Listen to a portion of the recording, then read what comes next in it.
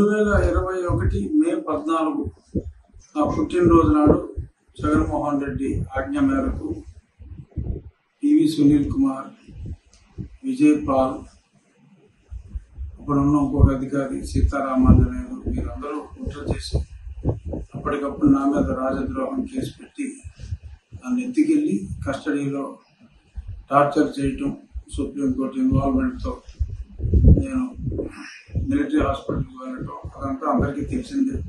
నన్ను చంపాలని చూడటం, ఆ గుంటూరు హాస్పిటల్ సూపరింటెండెంట్ దొంగ రిపోర్ట్లు ఇవ్వటం, దాన్ని మిలిటరీ హాస్పిటల్ హైకోర్టు న్యాయమూర్తి పర్యవేక్షణలో, అప్పుడు రిజిస్ట్రార్ జనరల్ తర్వాత న్యాయమూర్తి అయ్యారు, వారి పర్యవేక్షణలో జరిగిన రిపోర్ట్స్లో ఏం చెప్పారు ఇవన్నీ కూడా పెట్టి నన్ను ఏ విధంగా హింసించింది, వీరి మీద ప్రేరేపించిన ముఖ్యమంత్రి మీద, వీరందరి మీద చర్యలు తీసుకోవాలి, కేసు బుక్ చేయాలని చెప్పి ఈరోజు నేను గుంటూరు ఎస్పీ గారికి కంప్లైంట్ ఇవ్వటం జరిగింది.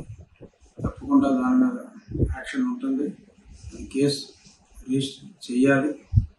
గతంలో నేను సుప్రీంకోర్టుకు వెళ్ళటం, తర్వాత వారు హైకోర్టుకు వెళ్ళమంటాం అన్నీ జరిగినాయి. ఎందుకంటే ఇక్కడ కేసు రిజిస్టర్ చేయాలన్నా పట్టించుకునే వాళ్ళు లేడు.